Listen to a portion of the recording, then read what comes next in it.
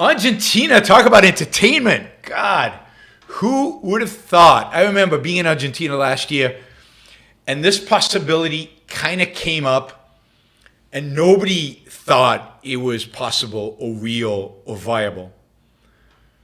But Javier Milei, I'm probably not pronouncing it right, just got the most votes in the first round of the Argentinian presidential election. He solidly beat everybody else. He solidly beat the center left. He solidly beat the center right / conservatives. He is now the leading candidate for president of Argentina.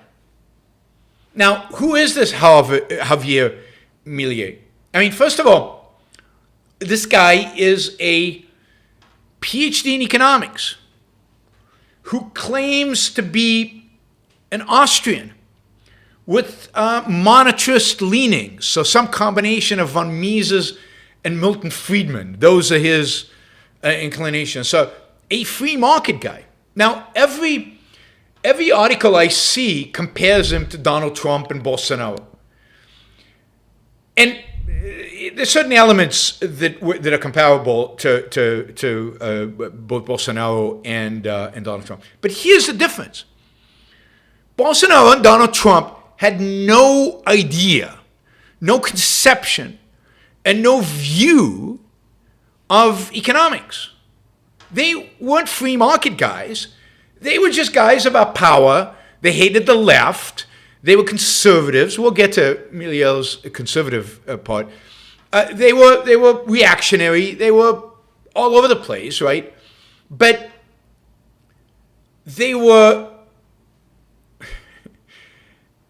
had no economic policies. They had no strong views about economics. This guy is the most free market presidential candidate anywhere in the Western world since Coolidge, probably. I mean, he makes Ronald Reagan look like a statist. Now, this is what he stands for, and to compare him to Trump and Bolsonaro and so on is lazy. It's just lazy and stupid. Now, there are respects in which he's similar to them. He hates the establishment. He's very anti-establishment, very anti-elites. But he also lives in Argentina, where, they've had 100 years of just rotten, horrible, disastrous establishment politicians and elites who've just brought the country to the brink of collapse and who have instituted nothing but policies that have been destructive and horrific for the country. At least American politicians have done it, I guess, more slowly, right? More slowly. So, authoritarianism, military governments, and the whole shebang. So, yes, here's a guy who does oppose all that, but what's there not to oppose? Absolutely oppose it. Given the corruption of Argentinian politics, given the statism, given the authoritarian nature of Argentinian politics, good for him. Now, he's got some bad ideas. He's very anti-abortion, and even in the case of rape, he is religious. So he would try to overturn the abortion laws in Argentina. He is, as I said, he's very religious, so in terms of all of that bad stuff. But here's what the New York Times says his economic policy is. They of course think this is horrific, but this is what they say he wants to do. He has proposed dollarizing the economy. That is basically shutting down the Argentinian central bank and making Argentina move to the dollar. I think that's brilliant. I think that is a fantastic idea and really brilliant. I'm told by some Argentinians a fan of Ayn Rand's. But he's also he's far from an objectivist, and he's no real fan of Ayn Rand. So let's not associate with him Ayn Rand, because, he's not a Randian. He's a libertarian, but he's not a Randian. I don't think in any kind of respect. But here's what he wants to do: abolish the central bank and dollarize the economy. Wow. That would revolutionize Argentina immediately and would reduce inflation immediately to the levels of inflation in America, which is 3-4%, whereas in Argentina it's 116%. So that, just like that, would completely change the Argentinian economy for the better, put it on a stable footing, which is the dollar. I know some of you hate the dollar and think it's about to collapse, but I don't think so, as I'll tell you tomorrow night. And by Argentina, by stabling it, wow. He wants to, but that's not the end of it, right? He's proposing drastically lowering taxes, not a little bit. Not like Republicans in the United States. We're going to take the marginal tax rate and lower it a little bit and lower. He's talking about slashing taxes across the board, really reducing them. Now, granted, Argentina has very high taxes, and it has all kinds of weird taxes on export and on import and everything, tariffs up the kazoo, and he would eliminate all of that. He is proposing, here's something you don't hear ever from an American politician. He is actually proposing cutting spending. Again, dramatically cutting spending. He wants to charge people to use the public healthcare system.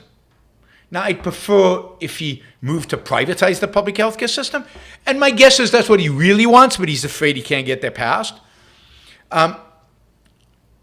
Let's see. He wants to close or privatize every single one of the state-owned enterprises in Argentina. Now, Argentina sits on a bunch of natural resources, a huge amount of natural resources. Imagine what would happen if you privatize that, and if you privatize the mining, and if you privatize the companies that extracted it, if you privatize the export and import. He wants to eliminate, this is a little familiar, he wants to eliminate the health, education, and environment ministries. By the way, Argentina sits on oil reserves. He would privatize that and encourage the exploitation of that. So this is the closest, by far, somebody who calls himself a libertarian has ever come to winning the presidency. The elections are going to be, I think, in November, or maybe the runoff is in November. In October. The elections in October, and then if nobody wins that, there'll be a runoff in November. But he is now the favorite. And as such, we could have a small L, maybe it's a big L, libertarian, as president of a country of 58 million people. Now, here's what he calls himself. He calls himself a short-term minicarist, i.e., somebody who believes in government. Minicarists are people who believe in a government, in a limited government. He calls himself a short-term minicarist, but a long-term philosophic anarcho-capitalist. So, but he's a paleo. He's against, a lot of. So he's like the Mises caucus. So this is probably. I mean, the Libertarian Party in the United States must be beyond itself. Anarcho-capitalists everywhere must be going crazy and nuts. And of course, the danger here is that he gets elected and he completely screws it up, and he sets back the cause of economic liberty. Who knows how many decades because of that. But we could also hope that he gets in and he does a few of these things. He's not going to turn Argentina into an anarchist state, but he's going to do a few of these things and make Argentina a relatively rich country, and that'll at least resurrect some support, maybe globally, for free markets. Anyway, as somebody removed from Argentina, although plans are for me to go there at some point and give a talk, maybe early next year. This is interesting, and it's going to be fun to watch from the outside, and it's fun to see how this evolves and what happens. At the very least, I would expect him to push whatever other candidates towards debating and talking about free market Free market ideas. Batista says, come soon, Yaron. I wanted to come in December, but they've canceled my trip. So in late November, early December, but it looks like my trip's getting canceled. So, I'll probably be coming in March, April, May, something like that next year.